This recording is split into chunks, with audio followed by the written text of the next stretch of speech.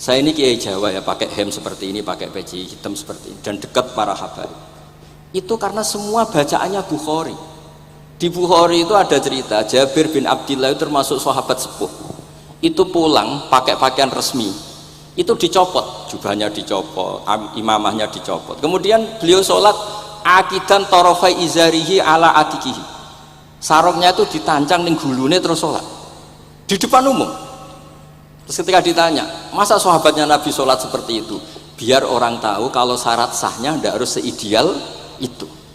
Barokahnya itu satpam bisa sholat dengan pakaian satpam, orang Jawa bisa dengan pakaian Jawa, karena barokahnya Jabir bin Abdillah. Dan beliau ngendikan, saya ini menangi awal Islam bersama Rasulullah, dan beliau yusolli akidan izarohu ala atiki. Ya sing lagi ragam pegawai napa SBB, sing penting semuanya nutupi napa kabeh barokah Bukhari. Dan kenapa kita tahu Bukhari itu? Karena konsensus. Di Rauhah Solo ada Bukhari, Habaib kalau Rejab ada Rauhah Bukhari. Dan beliau begitu bangganya Habib Abdul Qadir ketika putranya Habib Abdullah ngaji Al-Kutubus Sittah, dan beliau mengharuskan putra-putranya hafal Tirmidzi, hafal Al-Kutubus Sittah. Saya senang sekali karena setiap saya sinau hadis terus ingat hadal kitab Mu'tamadul Habaib, Mu'tamadus Sadat, Mu'tamadul Alawiyin, sehingga kita terus pede. Sing dadi kiai Jawa terus pede pakaian ngene ya susah sanggep kaya Jabir. Gampang. Tapi kalau kita tidak punya konsensus, tidak ahlul ilm, terus nganggep yang paling sah seperti ini, ya repot. Kayak saya tuh pernah Jumatan, ini kisah nyata. Ada yang sholatnya tuh miring banget. Terus dia karena kebetulan ahli falak, Gus, saya sama orang-orang yang menghadap kulon lurus gak cocok.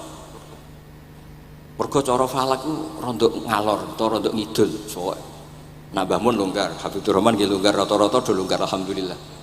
Terus tak tanya kenapa begitu, karena secara teori Gus, kalau rondok ngulon pas itu doe Afrika di orang Mekah. Lah terus berarti sak masjid mau sing bener kontok. Iya Gus, bener. Berarti tadi satu masjid yang benar Anda tok, iya yang bener sana. Ya podoe gak sah, syarat sahnya Jumatan harus jamaah, sementara yang sah kamu tok. Terus iya boleh aku goblok, ya goblok tenan maksudnya, bukan goblok. Dia baru sadar kalau dia sah sendiri kan berarti nggak sah, karena syaratnya Jumat itu harus jamaah. Artinya kalau kamu ingin semuanya sah, ya sahkan semua. Jangan egois nuruti mazhab Anda. Sama barokah Rasulullah SAW, orang yang sudah melafazkan la ilaha illallah Muhammadur Rasulullah pasti muslim. Barokah itu kita merasa mayoritas. Meskipun tadi Islami KTP tetap dia muslim, meskipun kita perbarui terus, kita perbaiki terus. Karena barokah dihukumi muslim, kita merasa mayoritas, dan kalau mayoritas itu keinginan Rasulullah SAW, karena Nabi berharap saya tidak diberi mukjizat tongkat kayak Nabi Musa. Itu kata Ibnu Hajar Al Asqalani, andaikan mukjizatnya Nabi itu tongkat, itu hanya yusyahadu bil absar, hanya bisa disaksikan mata yang melihat. Itu pun disaksikan orang di eranya yang menyaksikan mukjizatnya Nabi Musa. Tapi kalau mukjizatul Quran itu dijaga oleh Rasulullah ila yaumil qiyamah. Barokah Quran wong sing tahu nakal, tahu apa iso tobat, karena Allah selalu ngendikan wa anibu ila rabbikum, ayo kembali, ayo kembali.